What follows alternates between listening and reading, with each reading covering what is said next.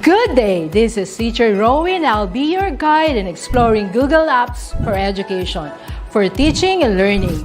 In Google for Education, teachers can connect and collaborate easily while staying on task. It gives teachers the freedom to spend more time personalizing the learning experience and less time managing it. Students can learn essential skills such as 21st century problem solving, which they can use it in their future careers.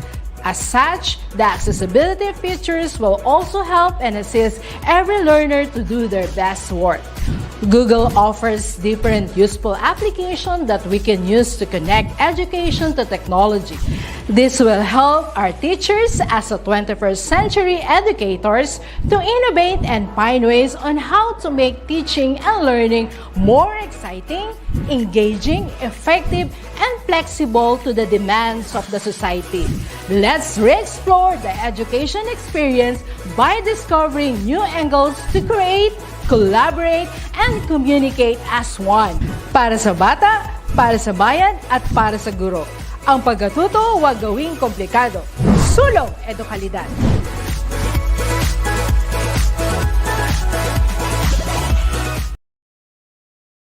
The DepEd ETUlay gives you the Senior High School Humanities and Social Sciences program.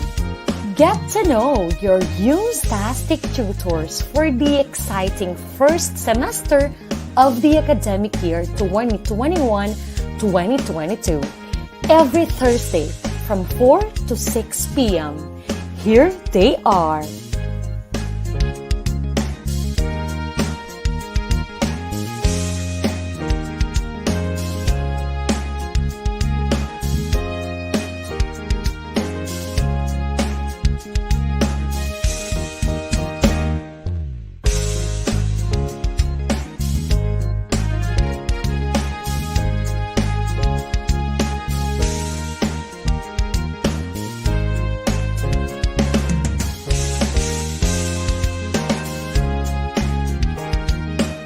Halika na at matuto sa iyong UMStastic tutors ngayon.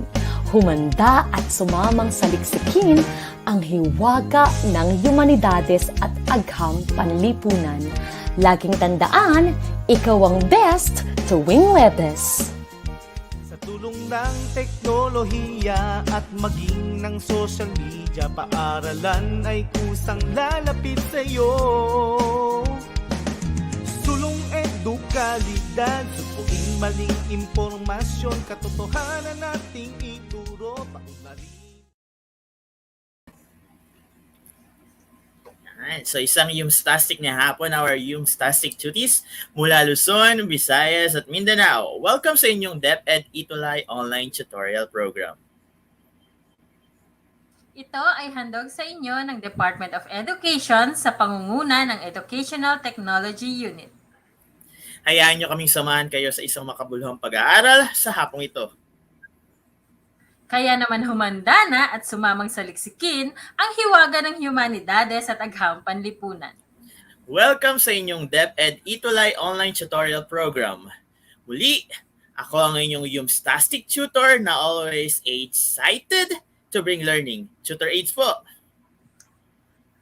At ako naman ang inyong UMStastic Tutor G, ang gigil na gigil na kayo ay paglingkuran at matuto sa hapong ito.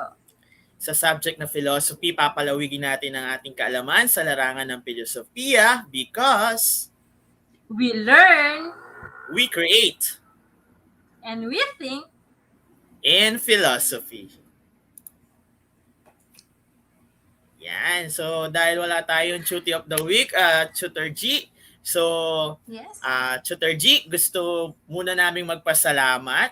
Unahan ko na ikaw, Tutor G, na magpasalamat sa lahat ng pumili po sa amin bilang exemplary tutor for quarter 1 sa humanities, okay? Sa humanities group. So, Hindi po kami nabigyan ng pagkakataon last time na magpasalamat. So again, maraming salamat, especially po sa mga school talaga na sumusuporta sa amin tulad ng Pasay City North High School, ang City of Bogor Science Arts Academy, ang Maligaya National High School, kung saan galing si Tutor G, at ang Quirino National High School. Kung hindi dahil po sa inyo, hindi po magiging matagumpay ang quarter 1 ng philosophy. So again, maraming salamat. Siyempre maraming salamat din po sa aking principal, Prof. Cabiao National High School, si Ma'am Hilaria E. Calma, ang aming SDS, ASDSS, at ang aming Chief for Curriculum na si Ma'am Jane. Hello po sa inyo lahat. Maraming salamat po once again sa ETUlay sa pagsama po sa amin or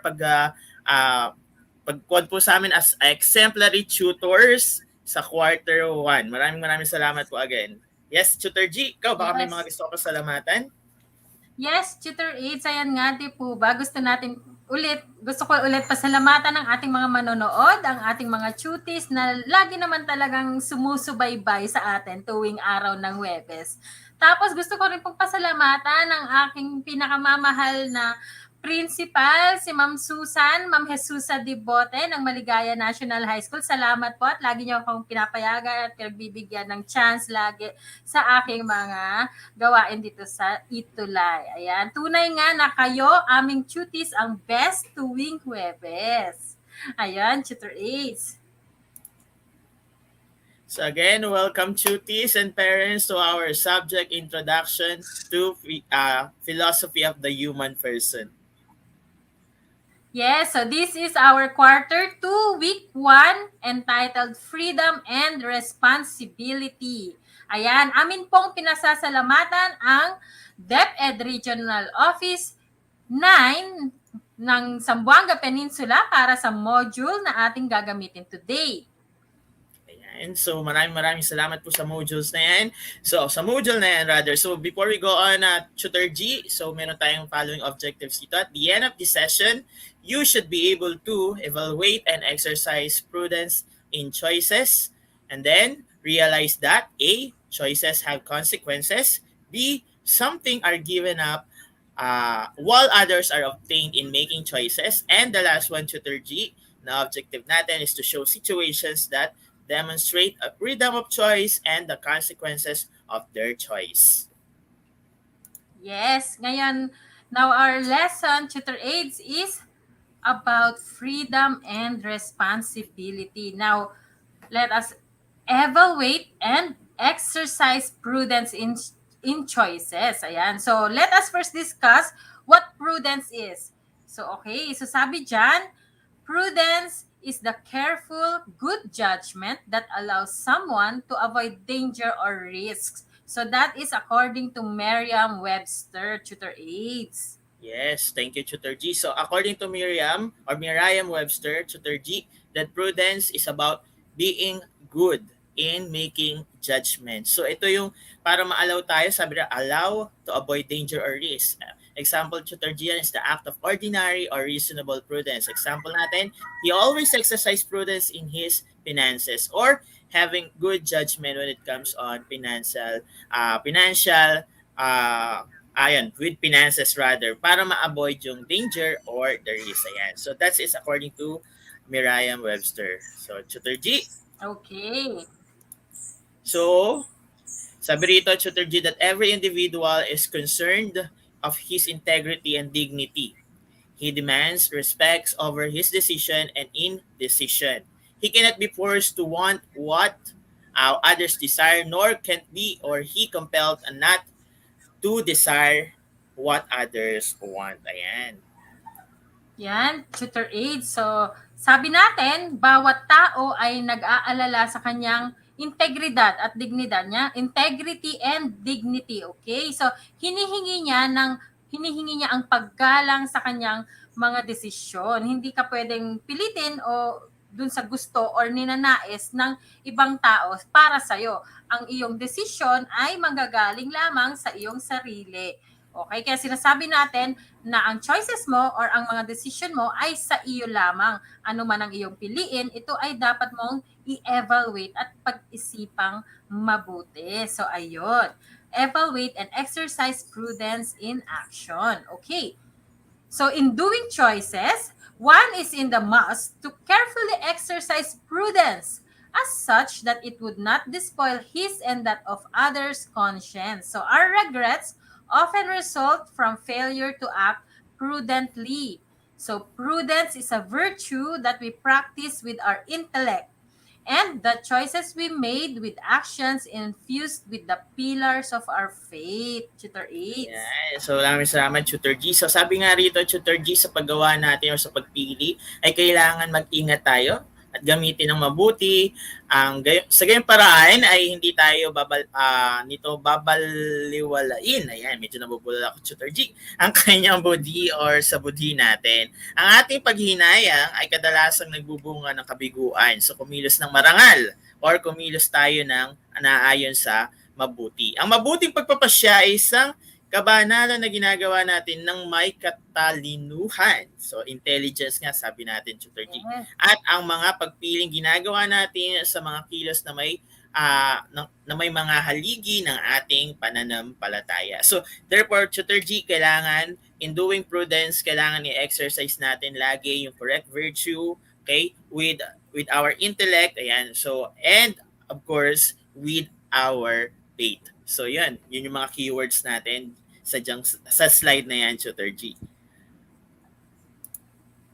Okay? So, in the previous lesson, we were taught that the value of freedom and consequences that entails out actions. We were taught that we have to give up on some while obtaining our pursuit for freedom. In this module, we will learn to evaluate and exercise prudence in choices we make toward others and for ourselves. Yes, Tutor Aid. So, naituro namin ang kahalagahan ng kalayaan or yung freedom. So, ang mga consequences or bunga nito ay may mga result or resulta na maaring ating ikabubuti o hindi. So, kailangan nating isuko o yung ilang mga bagay o desisyon na naibibigay sa atin or nakakaharap natin upang makamit natin yung sinasabi natin kalayaan. Kaya ang hangarin natin ay ang suriin o alamin, tapos gamitin natin ng mabuti sa mga pagpili ang ginagawa natin. Okay?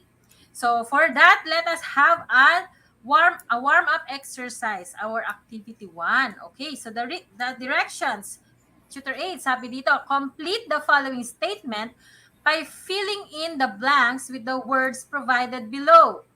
Okay, let's start.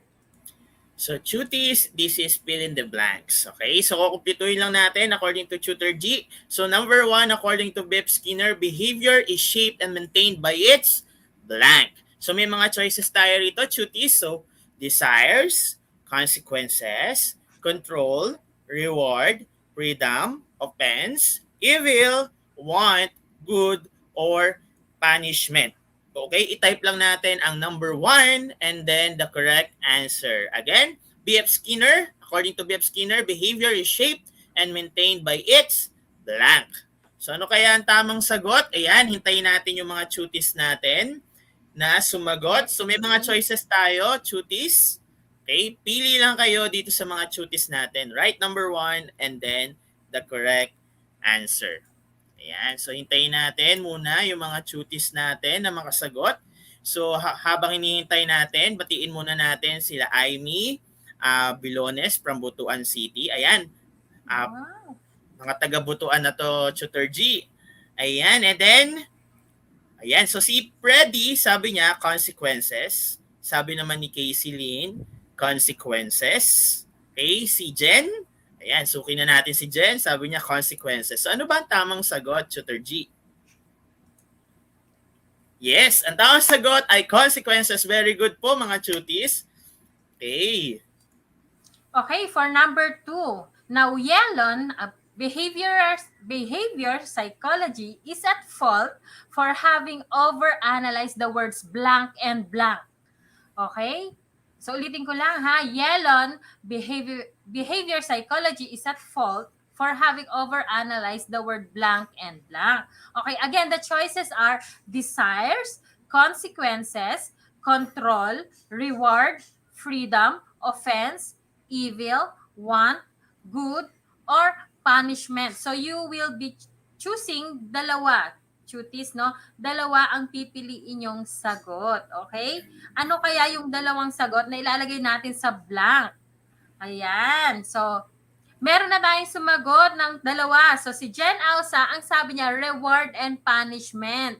Okay, meron pa rin sumasagot sa ating number 1. Okay lang yan, ilagay niyo lang yung mga sagot niyo yan. Tama kayo. Ayan, si Althea, ang sagot niya, reward and punishment. So, marami na tayong sumagot. Si Lorraine, Ira, madami nang sagot. Tutor Aids, ano kaya ang tamang sagot? Ang tamang sagot, cuties, ay reward and punishment. Very good, cuties. Yan. So number 3 na tayo, Chutis, ha? So according naman kay John Stuart Mill, liberty consists in doing what? One. Okay. Blank. So ang choices natin, desires, consequences, control, reward, freedom, offense, evil, want, and good, and punishment. So i-type lamang natin, Chutis, ang tamang sagot sa number 3. Liberty consists in doing what? One, blank. Okay, so may nakita na ako. Ang bilis ni Jen. Ang sabi ni Jen, desires. Okay, sabi ni Freddy. Ayan, si Freddy. Parang bago yata ngayon yan, Tutor G. So sabi niya, desires. Okay, Yes. si Faith, desires. Ano nga ba ang tamang sagot, Tutor G? Desires. Ayan, very good, Chutis. Ang gagaling ng mga Chutis natin ngayon, Tutor G. Oo nga po, Tutor Ace. Okay, let's have number 4. Life is full of paradox. Nobody could nor should blank it. Okay, ano kaya ang tamang sagot sa blank na to? So, the choices. Pag nalimutan natin, desires, consequences, control, reward, freedom, offense, evil, want, good, and punishment. Ano kaya ang sagot sa number 4, Chutis? Life is full of paradox. Nobody could nor should blank it. Ayan, Tutor Aids. So, meron na tayong sumagot. So, meron na tayong sagot. Si Axel Santiago, ang kanyang sagot ay control. Ang sagot din ni Jen Ausa ay control. Si Sam Agustin, control. Natalio Miguel Aranja, control. Hello, may mga bago tayo mga Chutis. Ayan, gusto natin makita kung ano ang tamang sagot dahil pare-pareho na kayong lahat. Alamin natin, Tutor Aids. Ang tamang sagot ay control. Very good, Chutis. Okay, ang gagaling. Ayan. So, nakakatuwa, Tutor G, ang dami nating mga bagong Chutis ngayon na hindi familiar sa atin na sumasali na sa ating talakayan or session for this Yes, hapon. Ano po? So, hello po sa inyo lahat. So, ituloy na natin, Tutor G. So, sabi rito, deepen your understanding. Okay? Prudence is that virtue that leads us to discern these choices. We practice it with our intellect infused by the guidance of faith and of DepEd, not to transgress our conscience and that of others. With prudence, we discern what choices are right and wrong. It helps us to identify the best course of action in our life and choose the right way to pursue it. Ayan, Tutor 8. So, we are deepening our understanding of prudence. So, pag tinagalog natin ang prudence, Chutis, so ito ay, ang ibig sabihin nito ay mabuting pagpapasya. Ayan. So, ang prudence ay isang virtue or sa Tagalog naman ay ang kabanalan na nagga-guide sa atin sa pag-realize kung alin sa mga choices ang nararapat mong piliin. Okay? Ginagamitan natin ito ng talino at sa pagsasabuhay natin ng ating paniniwala or pananampalataya at pinilit na huwag nating labagin ang ating mga budhi at nung budhi naman ng iba. Okay, so pag sinabi natin na we should decide with prudence, ibig sabihin, kailangan nating ma-discern or ma-distinguish kung ano ang tama at mali. So tinutulungan tayo nitong matukoy ang pinakamainam na gagawin sa ating buhay tuwing tayo ay naharap sa isang pagpapasya, Tutor Aids.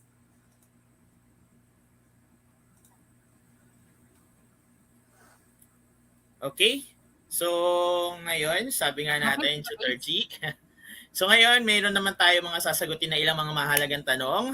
So, mukhang palaban na yung mga bago natin Chutis. Nakita ko, andyan si Natalio kanina. Yan, sabi niya Natalio, galing siya sa Subic National High School. Division of Zambales. So, meron din kanina from Butuan. Butuan po ba? Butuan or Butuan? Ayan, parang ganun yung pronunciation yan. So, meron po tayo rito mga important questions. So, ang gagawin natin, okay, ay isulat or i-type nyo lamang ang inyong mga sagot sa ating comment section. Okay? Any answer will do, ano? Kasi parang lang to, itetest lang natin kung paano yung understanding natin. Ayan, may mga sumasagot na, hindi ko pa May mga manababa. sumasagot na, Tutor Hindi ko Aid. pa manababasa yung tanong, Tutor G. So, what does a person is said to be responsible? O, paano daw natin masasabi na responsable tayo? Pili tayo yung unang sumagot, Tutor G. Ayan, Yes, sabi Tutor ni Aid. Lorraine, becoming a responsible person means being able to consciously make decision, conduct behavior that seek to improve oneself and to help others. Most importantly, a responsible person accept consequences of his own action and decision. Tama nga naman, okay? A responsible person should accept the consequences of his and or action. Okay, so meron pa, Tutor G, si Ira. Yan. So, when a person is being dependable, keeping promise and honoring the commitment, when a person accepted consequences for what he or what she or he say and do, when a person don't make excuses of their action or blame others when things go wrong. So sabi niya, kapag may responsibilidad ka, dapat i-honor mo yung commitment mo sa isang bagay. Hindi yung nag-say yes ka pero tatalikuran mo rin sa dulo. So, kunwari, nag-say yes ka sa isang tao, dapat panindigan mo yon kasi responsibilidad mo yon at kahit anong mangyari ay dapat mo siya gampanan. So maraming salamat Lorraine, Ira, Althea, Jen, kay Jamia Padilla, kay Celine. So maraming salamat Tristan, Lovely. Ang dami nilang sagot, Tutor G, pero hindi natin mababasa lahat. Yes, Tutor Aid. Okay, Okay so lang punta na tayo sa next question. Yes, Tutor Aid. So our second question, when does environment affect our decisions? Ayan. Ayun, Tutor Aid, basahin nga po natin itong huling dalawang sagot natin kay Joseph Conrad Bulaklak, ang ating Cutie of the Week before sa ating quarter 1. Sabi niya, a person is part of prudence. Hindi ko mabasa yung kanyang a person is part of prudence when you having a trouble, people like trustworthiness and love to one each other. Ayan. At ito naman pong si nawala na. Sabi ni Michelle R. Maglines, tama ba ang aking basa? If we have integrity in everything we do, yan ay pagiging responsible. Yun ang kanyang sagot. Thank Integrity you. is the key. Ayan, meron na po tayong sagot sana. Yes, integrity. Oh, yung dignidad din natin. Ayan, so may sumagot na po sa ating number 2, si Althea Landingin Natividad. Ay, at si Jen Ausa sa number 2. Sige, unahin ko si Jen Ausa, Tutor Aid. Sabi niya, the environment influences your decision when it is not appropriate to complete your task. For example, if you want to study for an upcoming exam and the location you choose is extremely stinky, you will be unable to focus on your goal because the environment is unfit for a study environment. Ayan, so tama naman si Jen dahil mahirap nga naman mag-aral or mag-review kapag kung nasan ka nagre-review ay mabaho or madumi, Tutor Aids. Ayan. So basa pa tayo ng isa pang sagot, Tutor Aids. Ayan, si Althea Natividad. Sabi niya, environment affect our decision when a person that is detrimental to our environment. An example of this is deforestation to meet the needs of people. Okay, so medyo malalim yung kanyang sagot.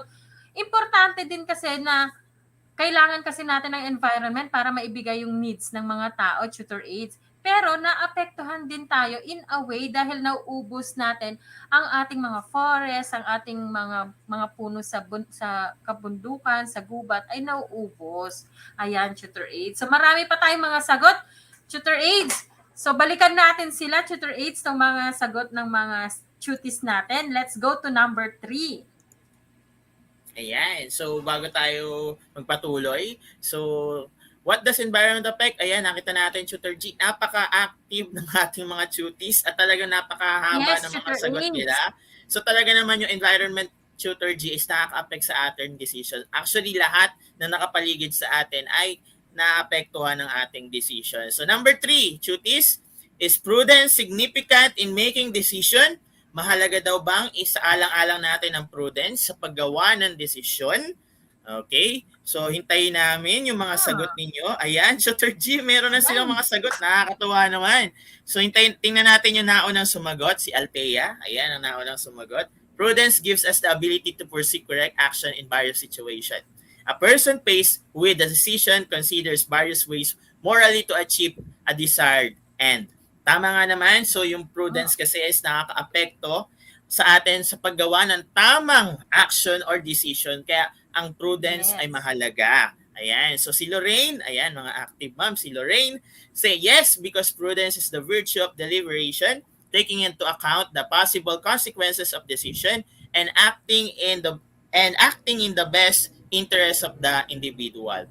Kasi ang prudence daw po ay is the virtue of deliberation. Kasi sinasaalang-alang natin whether our decision will benefit the others or makakasama ba ito or magiging negative ang impact nito sa iba. So marami tayong mga sagot dito, Tutor G. Andito si Ira, Yes, si Tutor A. Jen, si Casey Lynn, si Jamia, si Leslie, si Kyle. Ayan, so hindi namin mababasa lahat yun. Pasensya na dahil limited lang ang ating time. Pero i-review namin yan ni Tutor G later Yes, after this session. Malay nyo, isa kayo sa maging Tutor of the Week natin sa quarter 2. Ayan, abangan natin yan next week.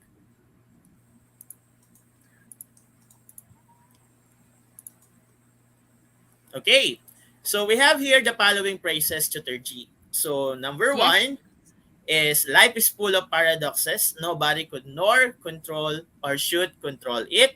Next, defining or conceptualizing insists on regarding one aspect of life at the same time disregarding the others. And a life that is concerned with powers is the cause of despair.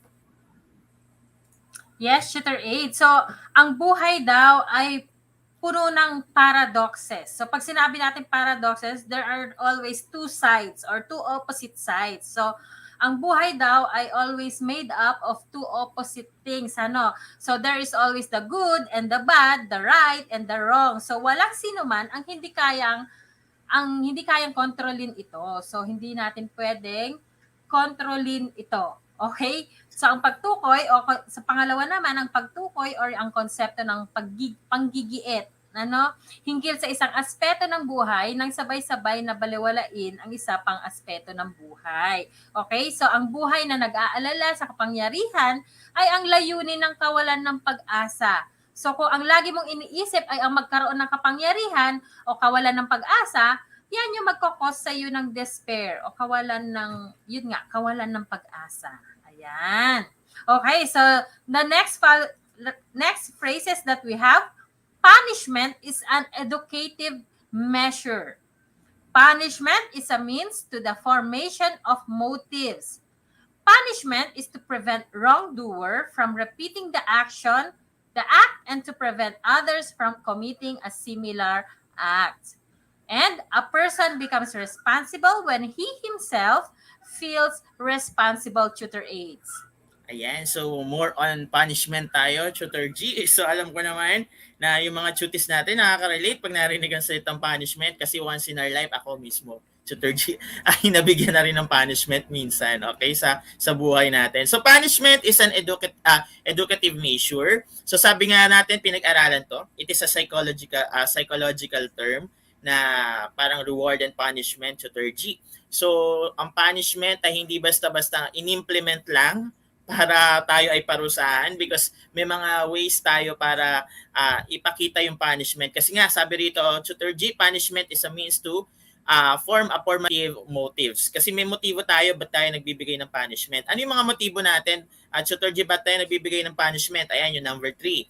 Okay? Para ma-prevent natin yung mga gumawa ng punishment, okay, or nang gumawa ng kasalanan rather, na gawin uli nila yung negative act na yun or yung masamang ginagawa nila. Kaya nagkakaroon tayo ng punishment. Okay? Para ma-prevent natin na gumawa uli sila ng ganung pagkakamali.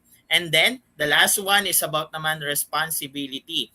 So, bigyan mo ng responsibilidad ang isang tao para maramdaman naman niya na siya ay responsable. Kasi once yung isang tao ay hindi mo binigyan ng responsibility, ang tingin niya sa sarili niya ay wala ba akong karapatan? Ayan, wala ba akong kakayahan? So para mapil niyang responsible siya kahit sa malit na paraan tulad ng yung anak mo, bigyan mo ng trabaho sa bahay. Oh, responsibilidad niya yung pag-uurong. That is responsibility. Para ma-develop yung kakayahan niya sa pagiging responsable sa loob ng bahay. Ayan. So, Tutor G, Yes, Tutor 8. so we have here another following phrases that we need to remember. So human effort can redetermine the direction of events, even though it cannot determine the condition that make a human effort possible. Next, it is true we did not choose to be born. It is also true that most of us choose to keep on living. And what we can make a difference, we are responsible for. Yes, Tutor 8. So, ang pagsisikap daw ng tao ay maaaring muling matukoy yung direksyon ng kanyang mga ginagawa sa mga pangyayaring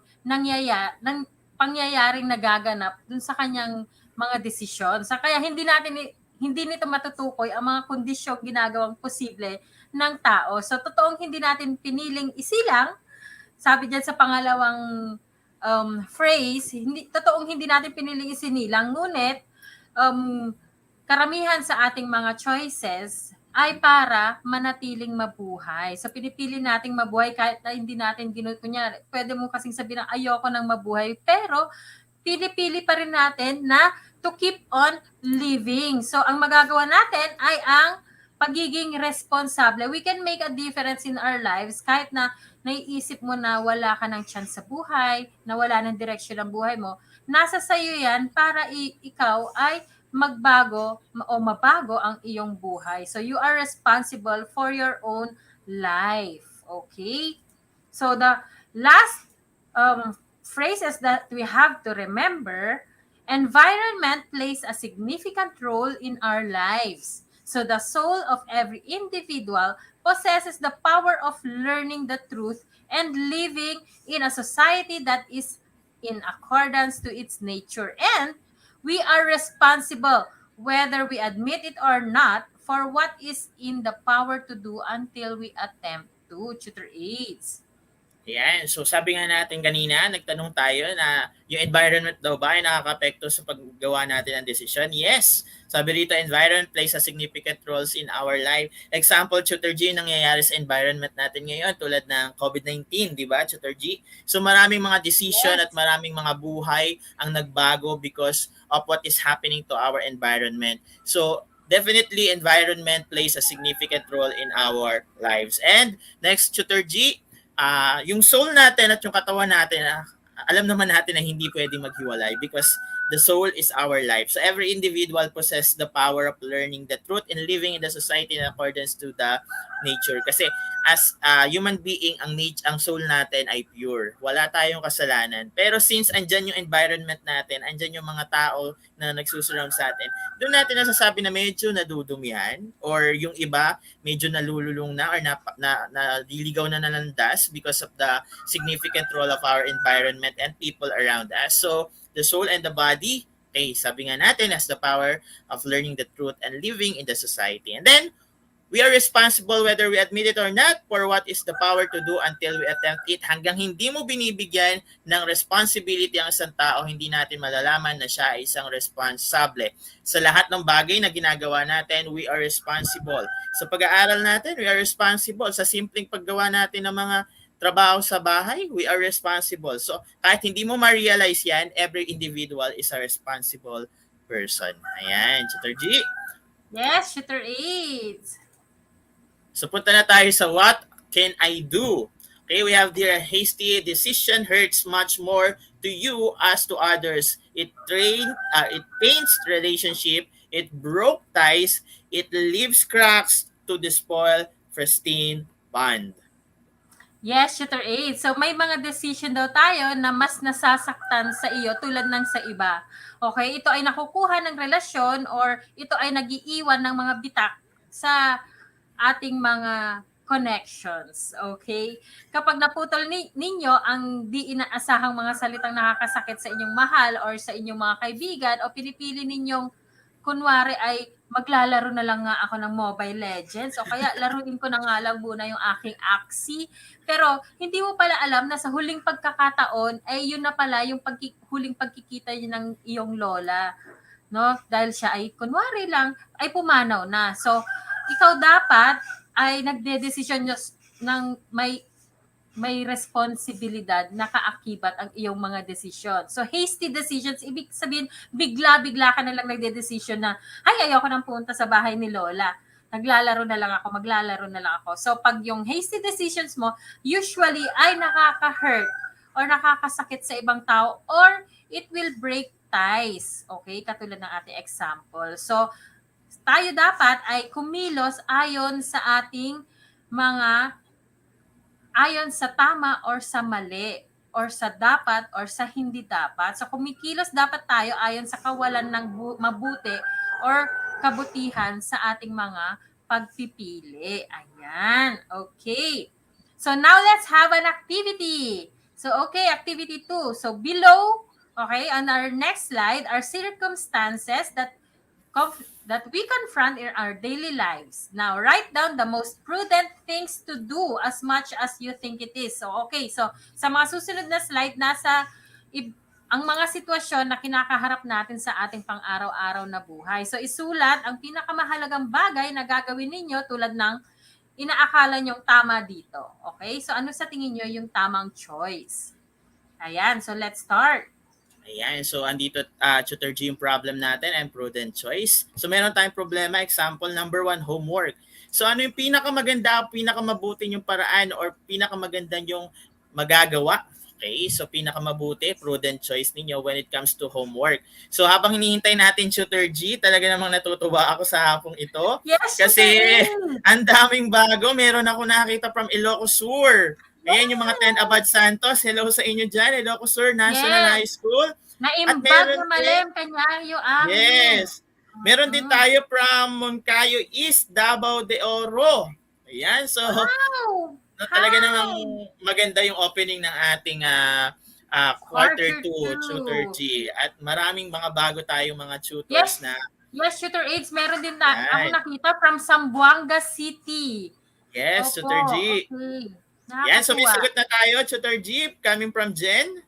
Sabi niya, finish your homework and pass it on time.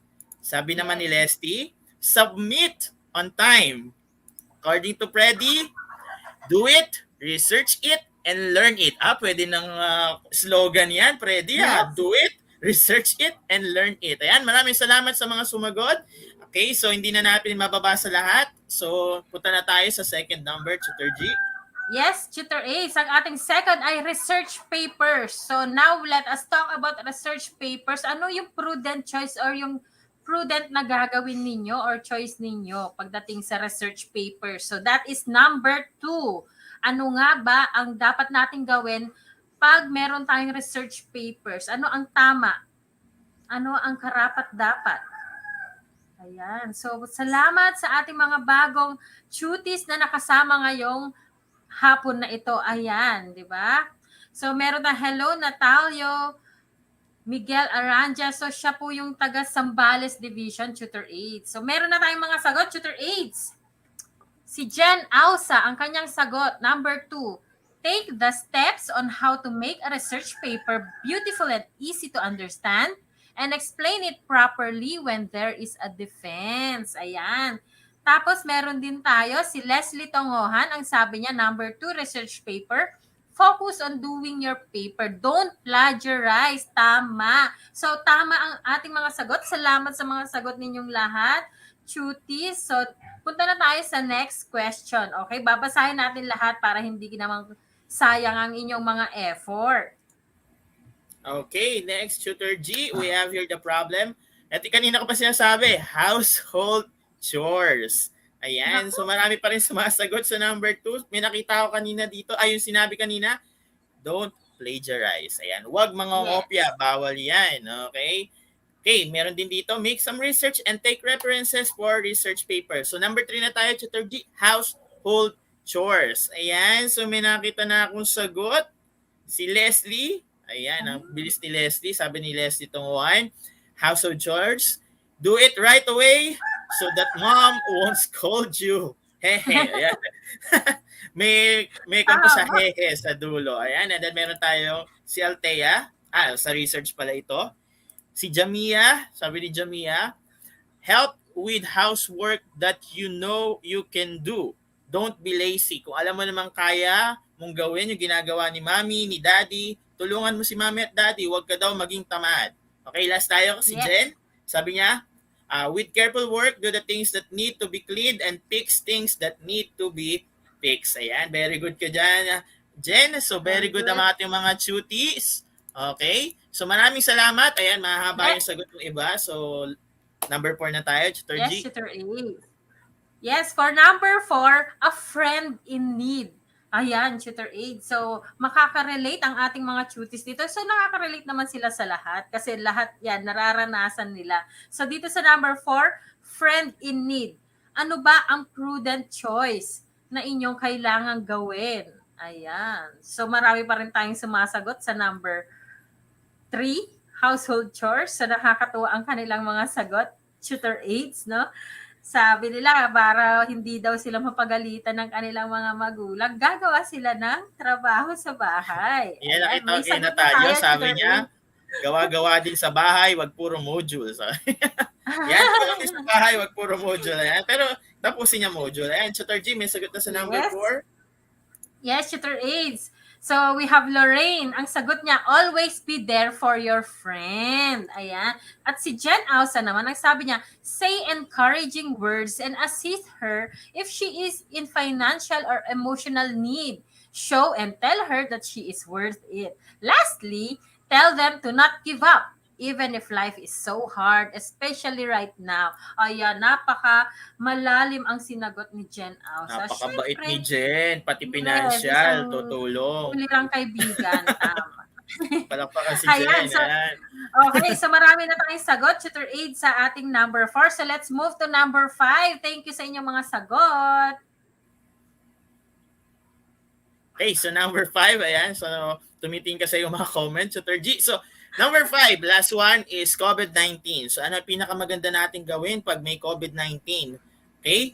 So, COVID-19, ayan, may sagot agad. Tutor G, si Jamia. Sabi niya, COVID-19, still maintain proper adherence to protocol. Ayan, dapat sundin ang tamang protocol. Okay? So, si Natalio, sabi niya, sa number 4 pala ito. So, sama niya, friend in need, tulungan po sumagot. Ayan, so, Leslie, sabi ni Leslie, stay at home. Ayan, so, pinakamabuting paraan talaga, stay at home. Follow health protocols according to Relaine and kay Jen. Okay, follow the health protocols as well. Ayan, nagbigay siya ng mga example. So maraming salamat, Chuti, sa mga sagot ninyo at talaga namang natutuwa kami at napaka-active ng ating mga Chutis. Yes. Ang ganda ng opening ng quarter 2 natin, Tutor G. Totoo, Tutor Ayan. Aid. Ayan, so this is the end of our tutorial session. Nalulungkot tuloy ako bigla, Tutor Ace. But we have to wrap up. Okay? Let us wrap up now, Chutis. So, sabi dito, human freedom involves our capacity to pause, to choose the one response toward which we wish to throw our weight. Okay? That is by Rolio May. Ayan. Ayan. So, sisula na tayong time talaga, Tutor G. So, Yes, again, Tutor G. narito ang bumubuo ng Senior High School Humanities and Social Sciences. So, lagi pa tayong sumubaybay tuwing alas 4 ng hapon para sa Philosophy of the Human Person. Ayan, Chutis. So, kung may feedback kayo and suggestion, pwede nyo bisitahin ang https://tinyurl.com/ETUlay feedback form. Okay. So, dito na po nagtatapos ang ating yung Stastic episode para sa sa unang linggo, Tutor Gina, unang linggo ng ating quarter 2 sa ating online tutorial. Muli ako ang yung Stastic Tutor Aids na always excited to bring learning. Maraming salamat sa inyong pagtutok and we hope to see you next week. Muli ako sa iyong Stastic Tutor G, ang Gigil na kayo ay paglingkuran at matuto sa hapong ito. For comments and suggestions, you can email us at edtech@deped.gov.ph. Susunod na ang Disciplines and Ideas in the Social Sciences kasama si Tutor Sheila at Tutor M. Chuti, samahan nyo kami uli next week dahil ikaw ang best. Tuwing Huwebes! Paalam! Paalam!